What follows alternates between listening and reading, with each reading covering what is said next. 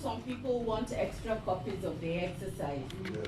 So yes, we'll make extra copies. You can recycle it. You can still beg and borrow, cut and paste. If you want a soft copy, I'll send the soft copy to you.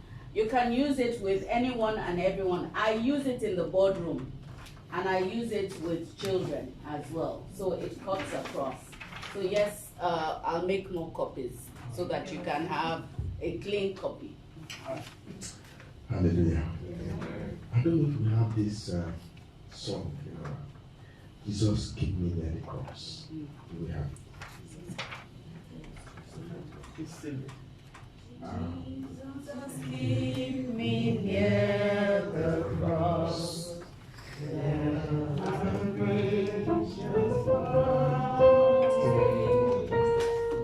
Till my ransom soul shall find rest beyond the river. In the cross, be my glory ever, till my ransom soul shall find rest beyond the river. Did you succeed? Yes, here. Okay.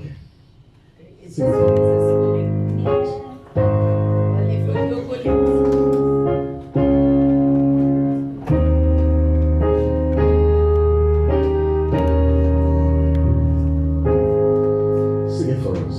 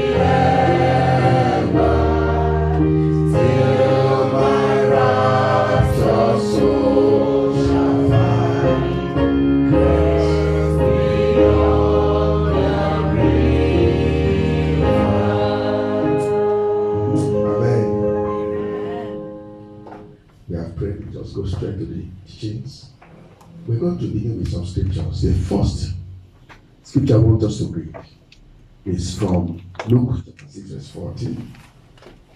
Luke 6 verse 14 from NIV version. Luke 6 verse 14.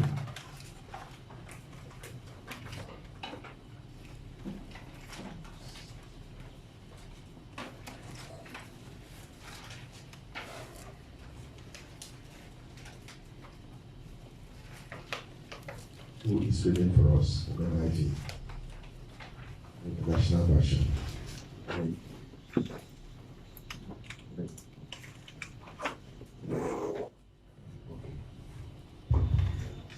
Luke 6:40. Yes. The student is not above the teacher, but everyone who is fully trained will be like the teacher. The student is not above his teacher. Anyone who is fully trained will be like his teacher. Good. I want us to look at Mark chapter 3. Mark chapter 3.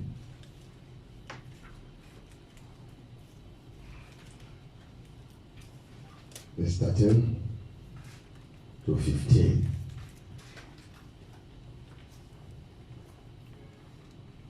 From any version. Okay.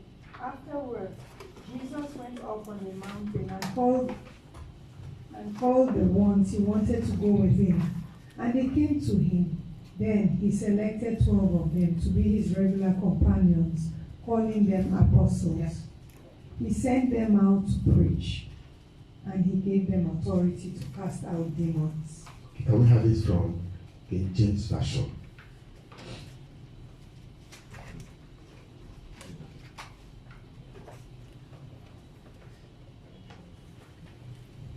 King James Version. Mark 3:13. And he goeth up into a mountain, and calleth unto him whom he would, and they came unto him. And he ordained 12, that they should be with him, and that he might send them forth to preach, and to have power to heal sickness, and to cast out devils. Okay. 1 Kings chapter 6, verse 7.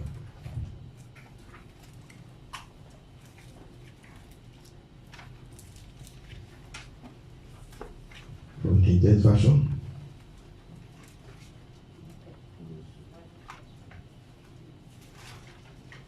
And the house, when it was in building, was built of stone made ready before it was brought thither, so that there was neither hammer nor axe nor any tool of iron heard in the house while it was in building.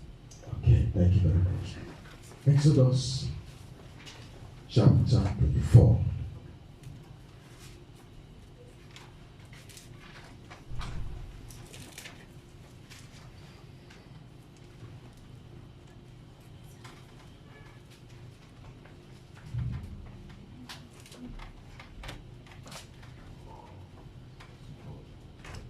Chapter 24, from verse 1.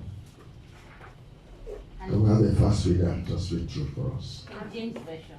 Yes. And he said unto Moses, Come up unto the Lord, thou and Aaron, Nadab and Abihu, and 70 of the elders of Israel, and worship ye afar off. And Moses alone shall come near the Lord, but they shall not come nigh, neither shall the people go up with him. And Moses came and told the people all the words of the Lord, and all the judgments, and all the people answered with one voice and said, All the words which the Lord has said we will do. And Moses wrote all the words of the Lord, and rose up early in the morning, and builded an altar under the hill, and 12 pillars, according to the 12 tribes of Israel. And he sent young men of the children of Israel, which offered burnt offerings, and sacrificed peace offerings of oxen unto the Lord. And Moses took half of the blood and put it in basins, and half of the blood he sprinkled on the altar.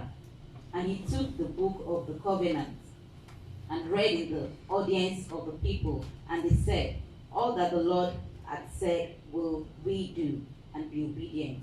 And Moses took the blood and sprinkled it on the people, and said, Behold the blood of the covenant, which the Lord hath made with you concerning all these words.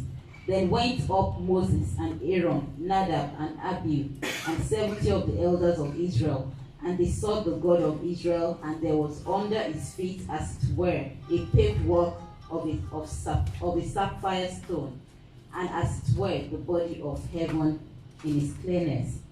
And upon the nobles of the children of Israel he laid not his hand. Also they saw God, and did eat and drink. And the Lord said unto Moses, Come up to me into the mount, and be there. And I will give thee tables of stone, and a law, and commandments, which I have written, that thou mayest teach them. And Moses rose up, and his minister Joshua and Moses went up into the mount of God. And he said unto the elders, Tarry ye here for us, until we come again unto you. And behold, Aaron and Hur are with you. If any man have any matters to do, let him come unto them. And Moses went up into the mount, and a cloud covered the mount. And the glory of the Lord abode upon Mount Sinai. And the cloud covered it 6 days. And the 7th day he called unto Moses out of the midst of the cloud. And the sight of the glory of the Lord was like devouring fire on the top of the mount in the eyes of the children of Israel. And Moses went into the midst of the cloud, and gat him up onto the mount. And Moses was in the mount 40 days and 40 nights. Amen. Amen. Praise God. Let's go to our manual.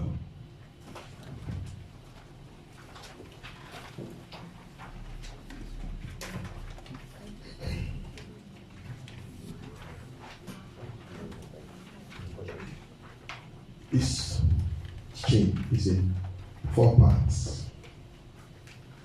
Actually, we take a week to go through these teachings.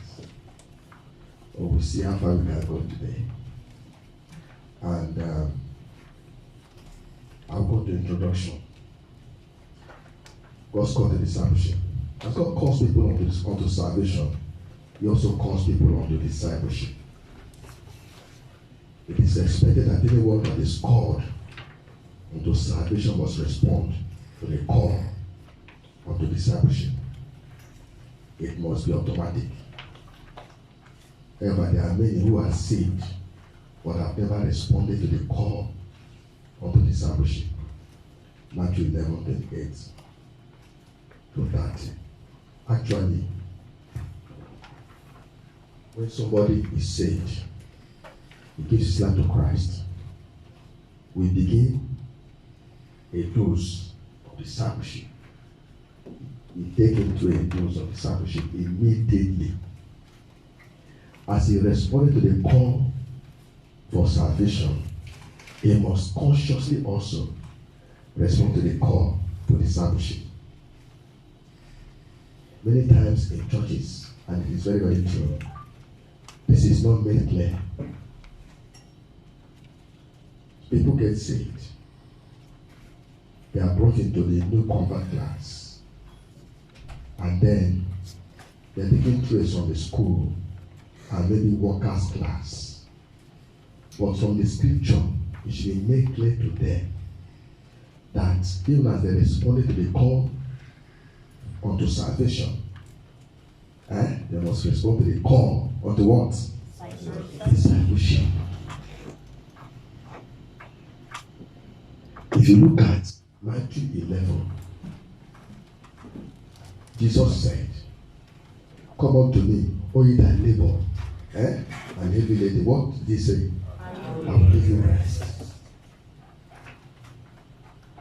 You respond to this call. Jesus said here, it's a call unto salvation.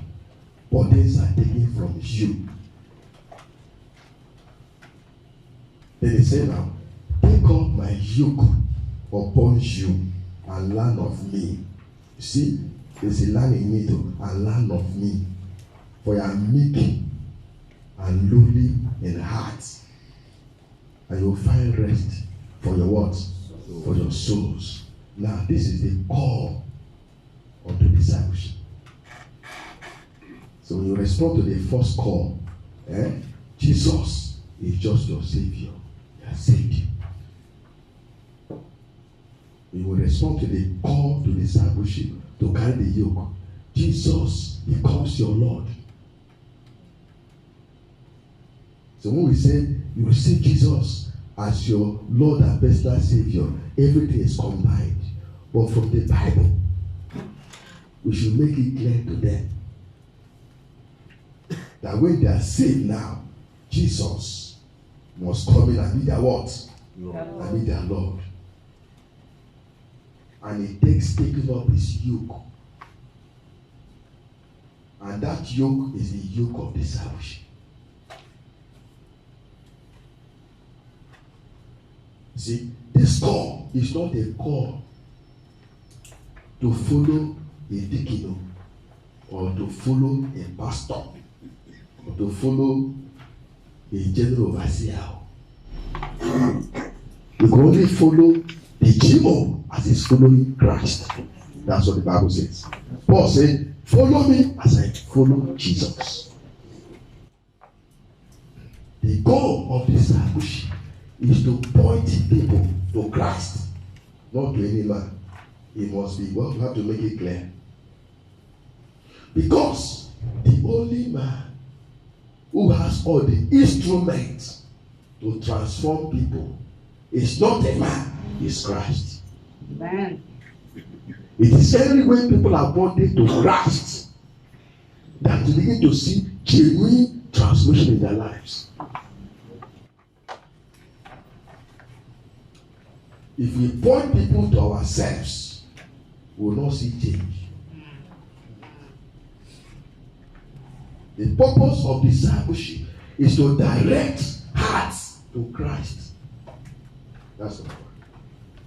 That's why he said, take up my yoke upon me. Are you following that? And this taking up the yoke is conscious, is conscious, deliberate, intentional, purposeful.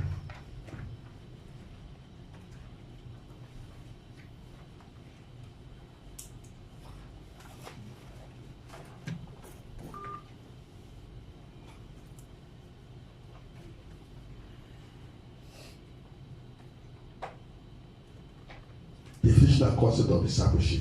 Who is a disciple? A disciple is a student. A disciple is a pupil, an apprentice. Luke 6 verse 40. We see that. That's a disciple. It's a learner. It's a student. And they ask you, a student of what? It's a student of Jesus. Amen. Student of Jesus.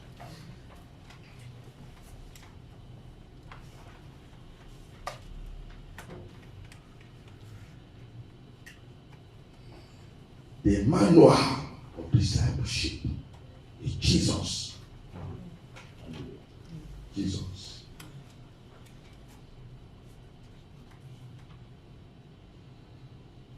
It's Jesus. And you don't learn Jesus by correspondence. You learn Jesus by responding and being with him. Amen.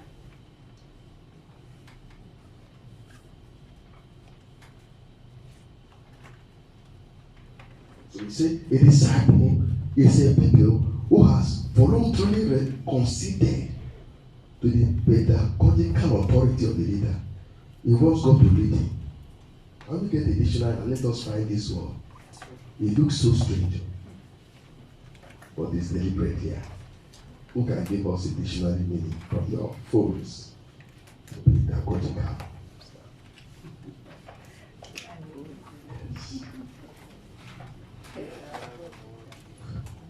Yes. Okay, sir. Of or pertaining to a pedagogue or pedagogy.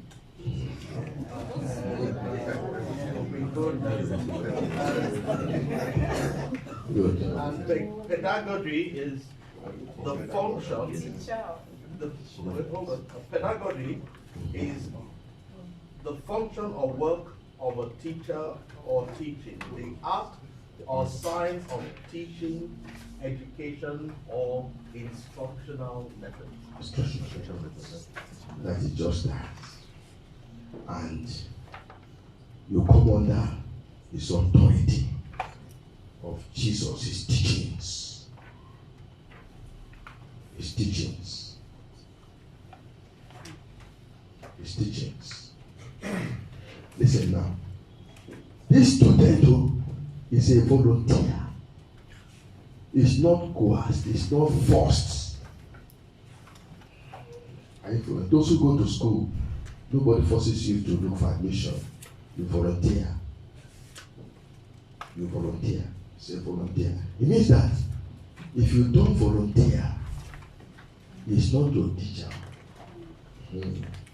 That's why you must be conscious. You must volunteer.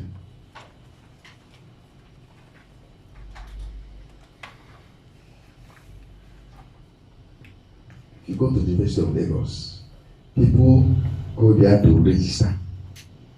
And once they register, you register your courses and also, and your program restarts. In the same way also, in discipleship, as you volunteer, you register with Christ.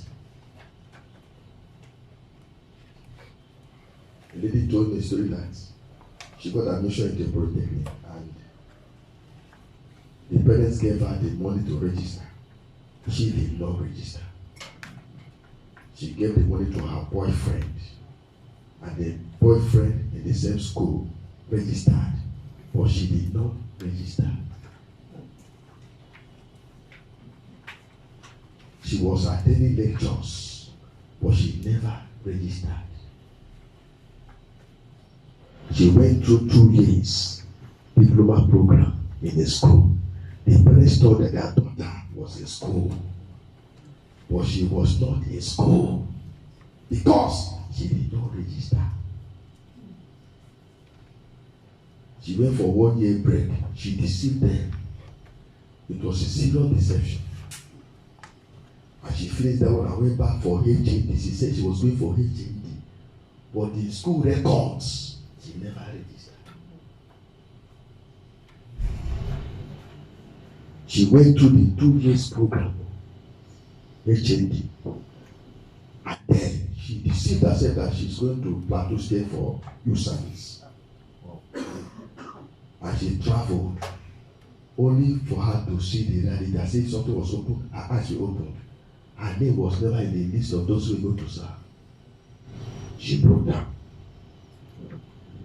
and packed her things and came back home and confessed to her parents that all these 5 years she never went to school. She told me that story herself. There are many pastors and teachers and Christians who go to church, they never register. Yes, sir. There are many who go to seminaries and theological schools and they have PhD, but they never register with Jesus in discipleship. When you read that scripture in Matthew, when they say that, but we prophesied in your name, he said, but I don't know you. I don't know you. You know what it was saying? He said, when all that were registering with me, I never saw you.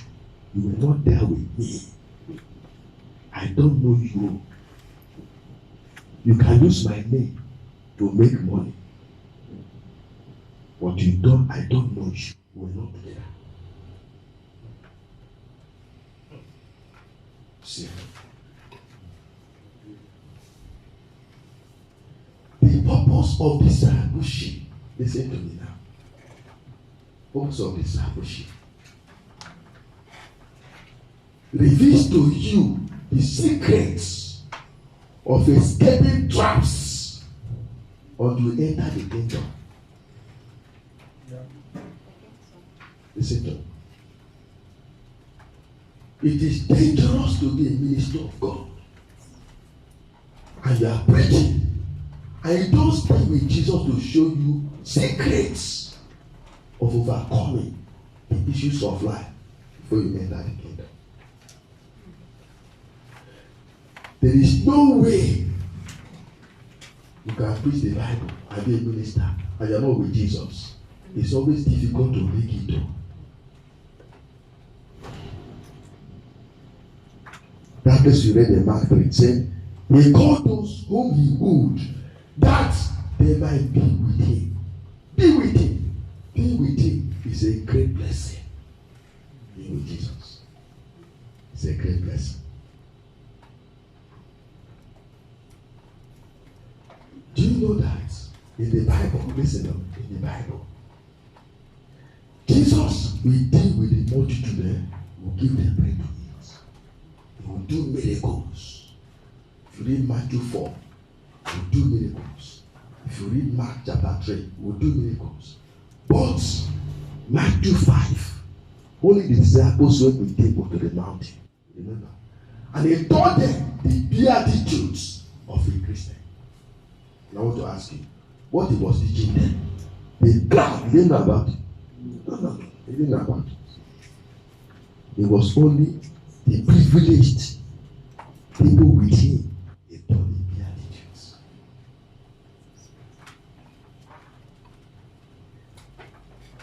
These mysteries and the secret of the kingdom are revealed to disciples, those who are with him.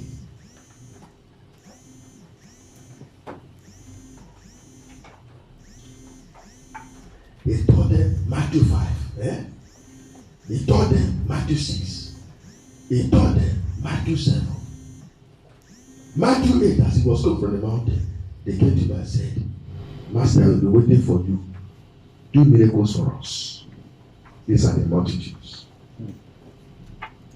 Discipleship is a bring the disciple from the multitudes.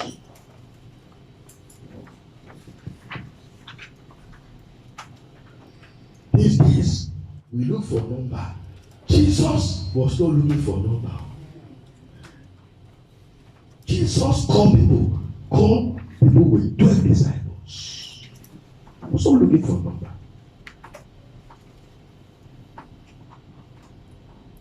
He showed us that our calling is to go make disciples the way he made disciples.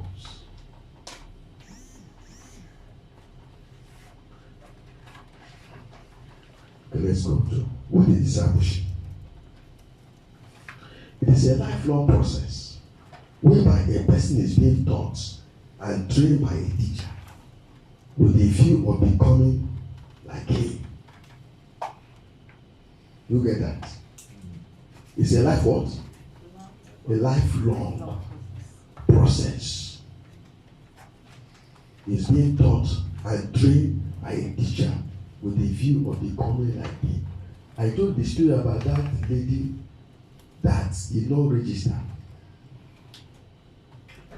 You see, the process of program was for 5 years in the polytechnic. In the university, it could be about 4 years, 5 years, 7 years. It's medicine or 6 years. And those years, you are with Jesus. But this one now is lifelong. Nobody graduates in the school of discipleship. You don't graduate. It's a lifelong. It's when he comes, you shall be like him. Exactly. But it's a process. It's a lifelong. The view is to become like him. Become like him.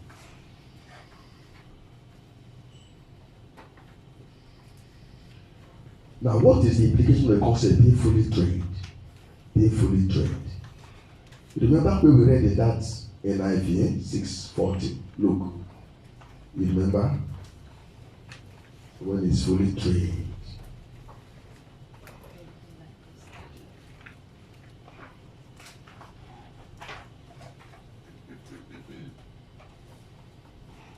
Discipleship has to be complete before we can expect the right kind of what? Result in people's lives. You know what? Discipleship creates a total experience in the life of a person. Total experience. What do I mean by that? Every aspect of your life,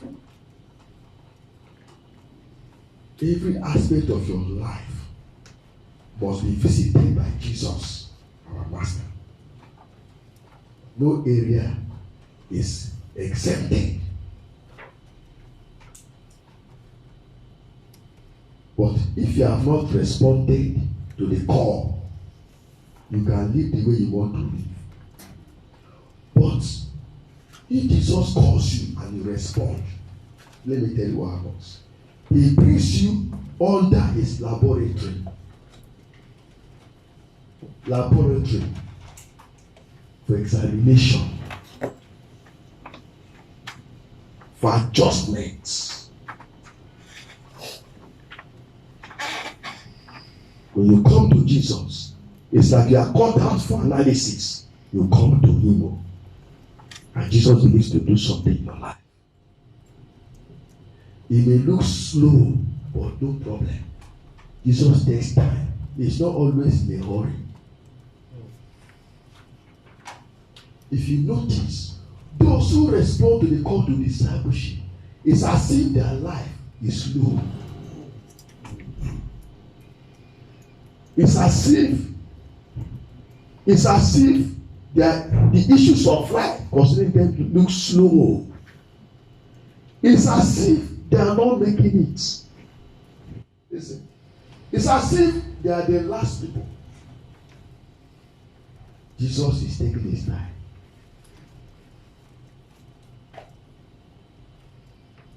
Jesus brings you into his quiver. The quiver is for touch and dealings.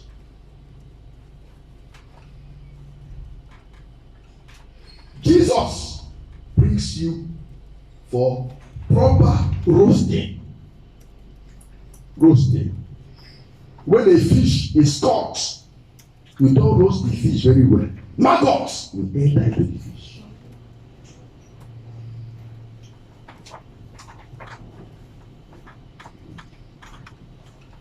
If you want to test what I'm saying, go and get a minister in a government or a very big man who just got on again 1 week ago and give me assignment in church.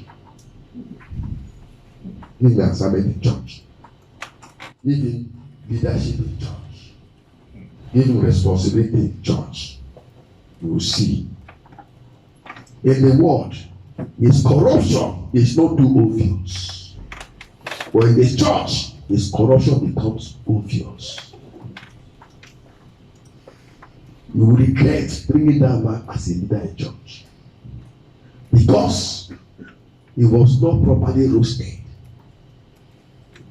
before he came into leadership. Because he had not passed through the hand of Jesus, who knows how to remove some things that causes corruption in life.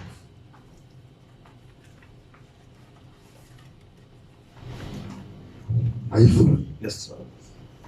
That's why discipleship is key, is important. So it creates a total experience in your life.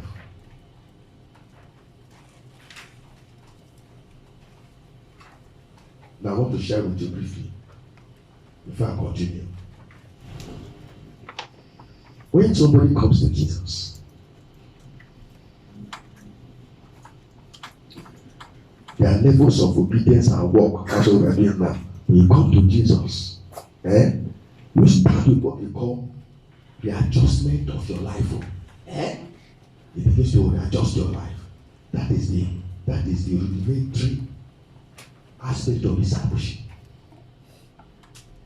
The first point is called obedience of faith. You get born again. Are you following me now? You can write it down. Obedience of faith. Obedience of faith. The second level is called obedience to his commands and instructions. That is the second level.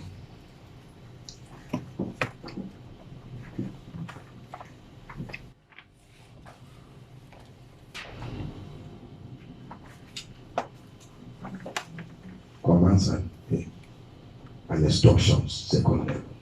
But that should be the first level of obedience of faith and born again. Second level is what? Is obedience to his commands and instructions. The third level is obedience to his dealings and the death of the cross. That's the third level. Obedience to his dealings and the death of the cross.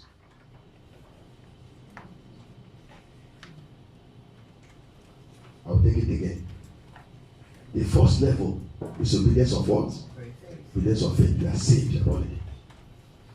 The second level is obedience to his what? Instructions and what? And commands. The third level is obedience to his dealings and the death of the cross.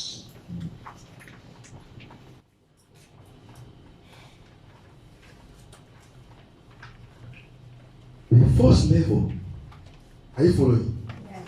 Is the outer court level.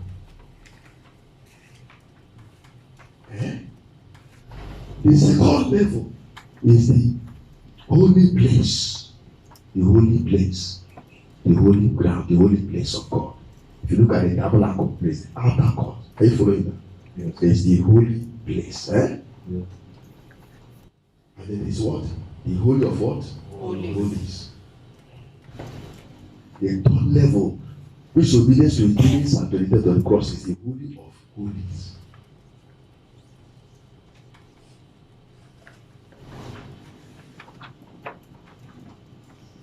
Have you gotten that? The first level, I just want you to have it for you to understand. The first level is Egypt level. Egypt level. The second level is the wilderness level. The third level is the Canaan.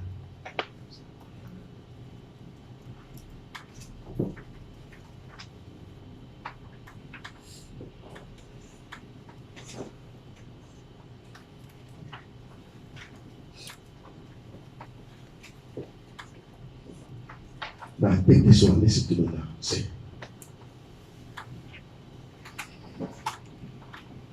To the degree that you yield to these levels is to the degree you will see the glory of God. Amen. Amen. There's a glory for the first level. There's another glory for the second level. And there's a higher glory for the third level.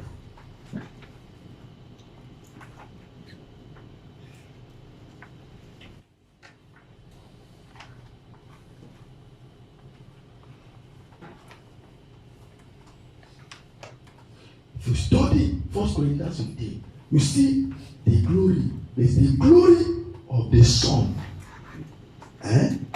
There's the glory of the moon and the glory of the stars. They are different levels.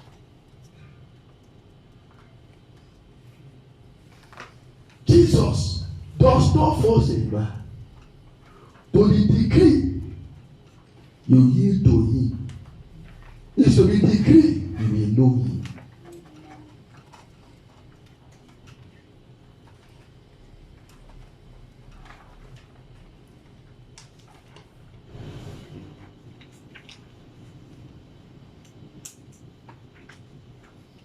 To the degree you respond to Jesus,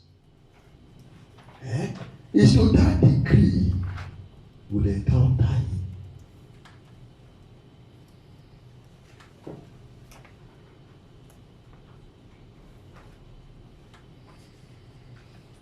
To the degree you will yield to Jesus, to the degree he will use you.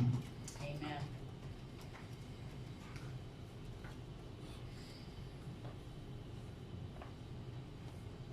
Now, irrespective of your titles or what they call you, Jesus cannot use you beyond your consecration.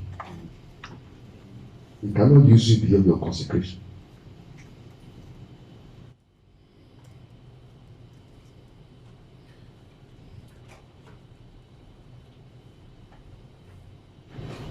Somebody may take painstaking efforts to read theology to the PhD level.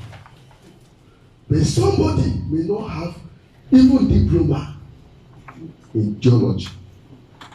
But if this man that does not even have diploma in theology is able to yield to Jesus in consecration, Jesus will use him more than the man that had theology.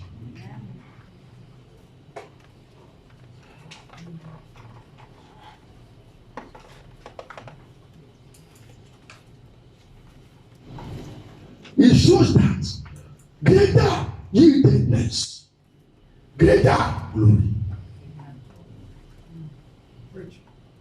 Greater yieldedness, greater glory.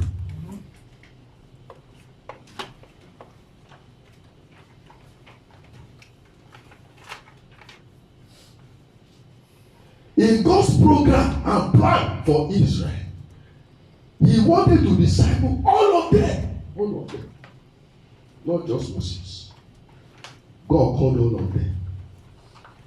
When they saw the glory, are you following now? They said, no, Moses, go on our behalf. We don't want. That's the multitude attitude. He said, we don't care how the bread is baked. I want to eat bread. Go and learn how to bake. That's the attitude of many meetings we go. And they say, the man bringing the bread. So we don't know the man's fate. We don't understand. Say we don't care. We just want to eat bread. That's why people are flocking to see the gods of this world. All they want is bread. But the disciple wants to know how the bread is baked. So he leads to Jesus. So God wanted to disciple the whole people of Israel. They said, we don't want. Moses, you can go for us. Are you following? Remember when we read Exodus 24, I want you to have that lesson in mind. He called Moses. He called that Tabernacle. Do you know that they went up to the mountain? You remember? If you look at that scripture, look at verse 9, Exodus 24.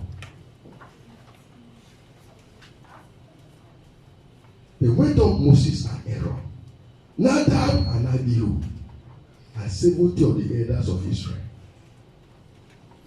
And they saw the God of Israel, and there was under his feet, as it were a big work of sapphire stone, and as it were the body of heaven in his clearness. And upon the nobles of the children of Israel, he laid not his hand. Also they saw God and did eat and drink. That was the level of glory they saw. That was only the place they could climb up to. And they ate with God. And they saw him. They said, it's enough for us. They went back. I wish that climb up with Moses. That was the level. They knew him. They went back. Look at verse 12. And the Lord said unto Moses, come up to me to the mount, and be there, and I will give thee tables of stone, and a law, and commandments which I have written, that thou mayest teach them. And Moses rose up and his minister Joshua. See Joshua was always good. Either you call Joshua or not, you will go to Moses. Joshua did not imagine it by default accident. No. He didn't. He was following. Look at verse 14. And he said unto the elders, tarry ye here for us, until we come again unto you. And with Aaron and all are with you. If any matters have any matters to do, let him come unto them. And Moses went up unto the mount, and a cloud covered the mount. Do you remember Elisha? Elijah tried to say, sorry, I'm not stopping here. Wait for me, say, sorry, I'm not stopping here. And he followed Elijah. So they got to that Jordan. He saw what they saw affected him. He came back, got a different person. There are many people, they have intermittent discipleship program with Jesus. They are called trance. They walk away. And anytime you walk away from the discipleship program of Jesus, at the point you stopped, in 15 years' time, you start again from that point.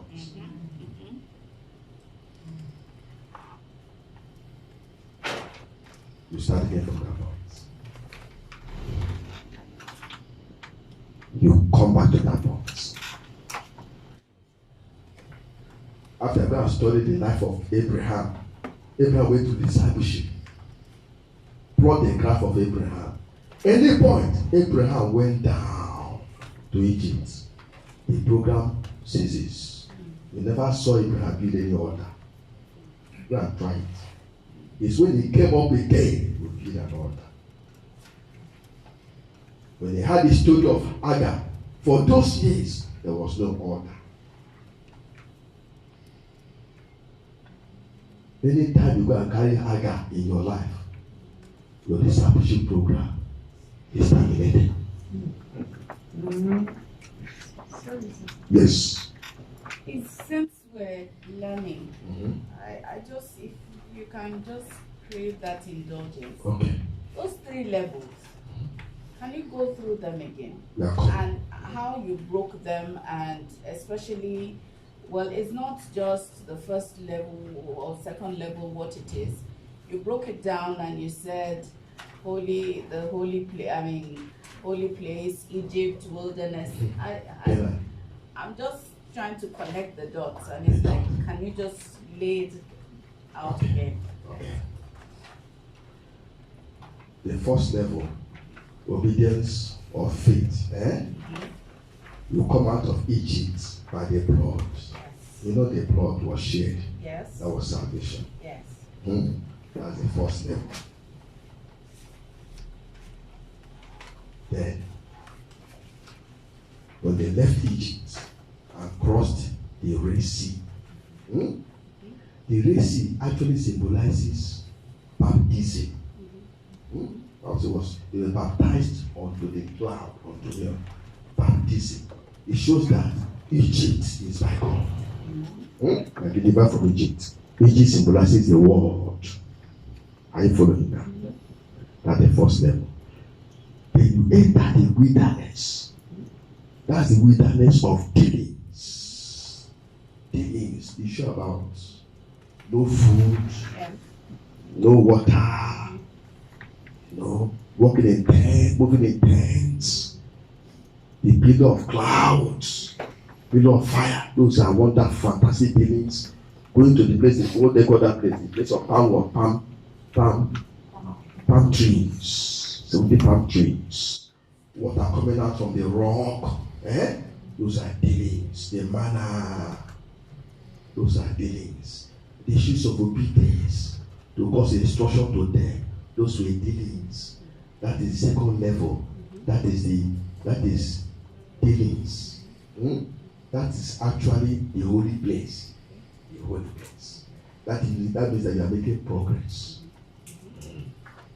Making progress. And then before you cross to the Canaan, you meet Jordan. Okay. Jordan symbolizes the cross. The cross.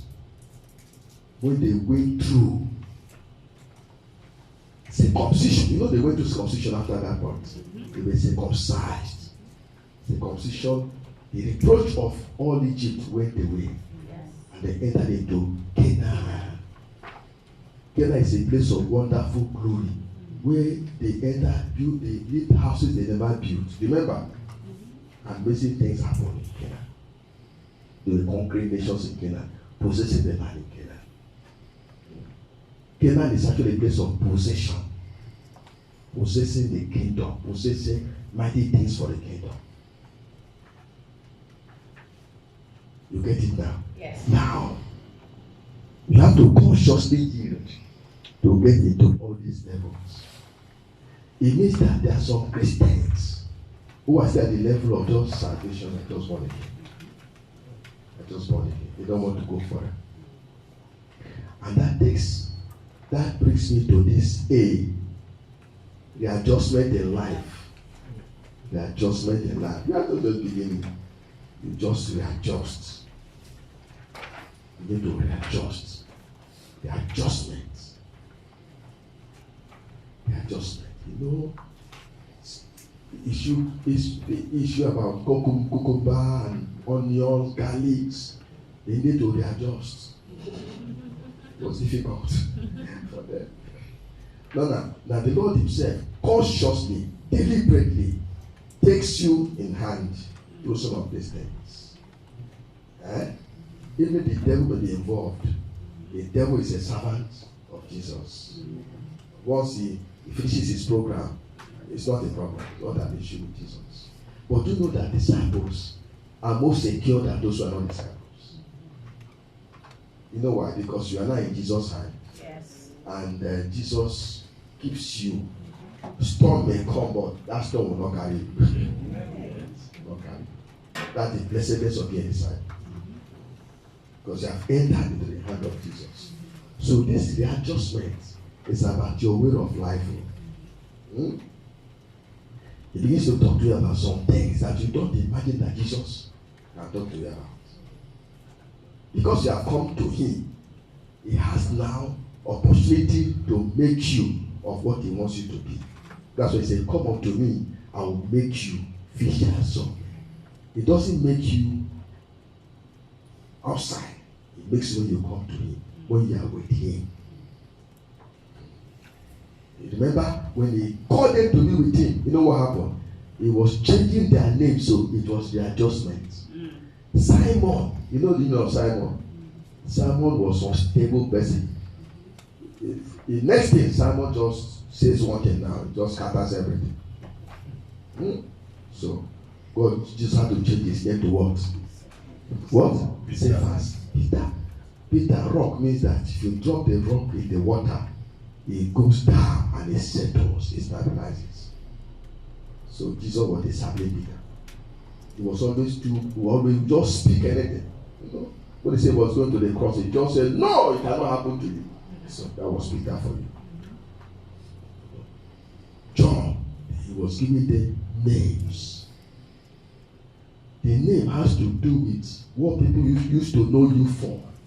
Say we don't used to trust him, he's always deceptive, it's not reliable. Is he not that man? We know him. But when you come to him, you begin to work on your life. You need to go through the adjustment. Are you following now? The instructions to instruct you because you are with him. Praise God. Amen. Yes. He needs to instruct you. He needs to teach you. You are yielding to him now. You say, thank you, Jesus. He needs to teach you. He needs to instruct you. And your own is to do what? Obey. Now, because Jesus has come now, Jesus is now your Lord. I want to ask us, if somebody is your Lord, what does that mean? What does that mean? He has lordship over you. Has lordship over you. Master. The person is in control. Is in control. You obey his instructions. You obey his instruction. Means is the Lord of all.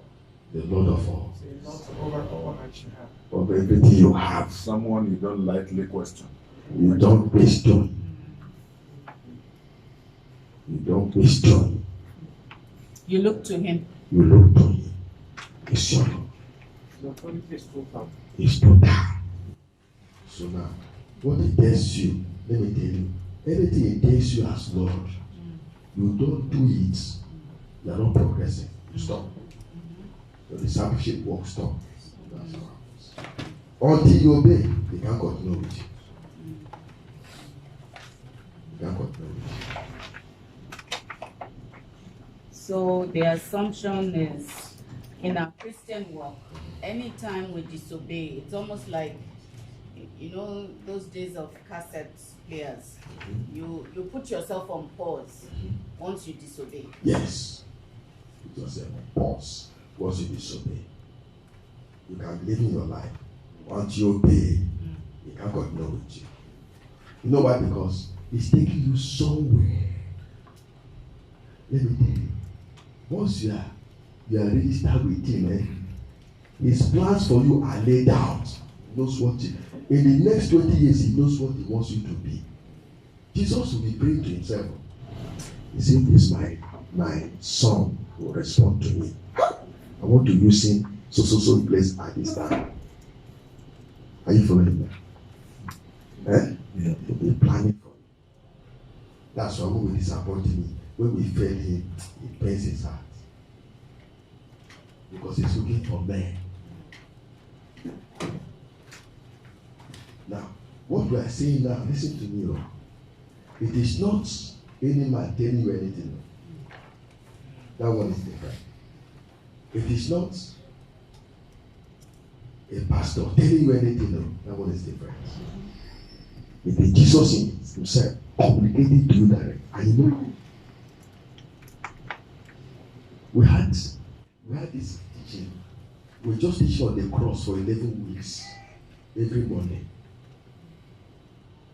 This one was just women every Monday. God was so merciful to us. So when we finished, we prayed a prayer. We said, "Now Jesus is your Lord now. And Jesus is your husband. And it's no longer you. He has come to marry you." We ask ourselves, is what he wants, we will do? They say, yes, whatever he wants, we will do. So they prayed. They said, "Jesus, anything in my life you don't want, tell me, I will obey you." So they prayed that prayer. So some weeks after, one of the women came. I said, "Something happened." I said, "What happened?" He said, "You remember the prayer?" I said, "Yes, we prayed that prayer." He said, one day she opened the newspaper. He saw the way a lady dressed in the newspaper. He said, "What kind of dressing is like this?" Then Jesus said, "Even you, I don't like the way you dress." He said, "You don't like the way I dress?" Just be able to speak to her direct. Specific things. Said she stood up. She went to her wardrobe and began to pack out.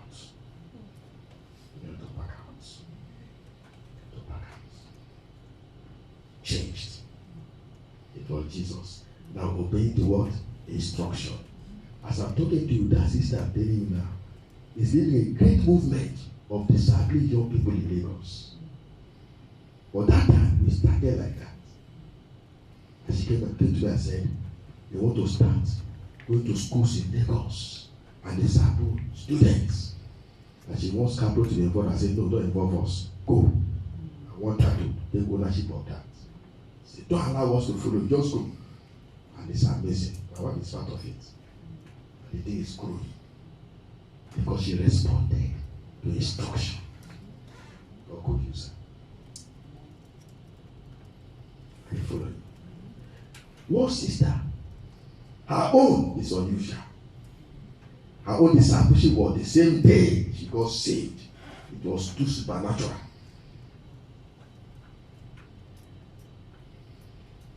We made a school in the university campus. She was too wayward. She contested for Miss Campus on campus. Each time we go for Igbo meeting, we used to on campus those days. She used to be the secretary. But once fellowship comes on campus, even if we have started just 15 minutes, say, "Sorry, I'm going for fellowship." She will write in the minutes, "Festus again has come for fellowship."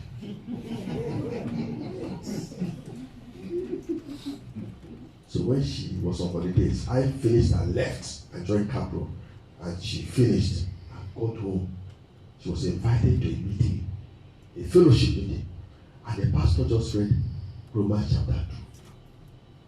When he read that scripture, the sister began to cry, no preach. She wept and wept and carried her back. She didn't listen to any message. And ran home and went to her wardrobe and packed up all things. Packed up all those and was weeping. Weeping. She went to her mother and read that verse to the mother and said, Mommy, do you see this verse? Mommy didn't do anything to the mother. She went and set those things on fire. But she came back on campus, she came on fire. She remembered me. You know what happened? Every month I never told her. She got my address. She would write a letter and buy postal order and put 10 naira as support for missions. She was supporting me with 10 naira from her pocket money.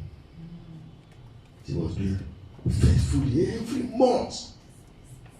The envelope will come in just, it is 10 naira. I'll go and check it. 10 naira was big money that time. And then she finished, served, married a pastor,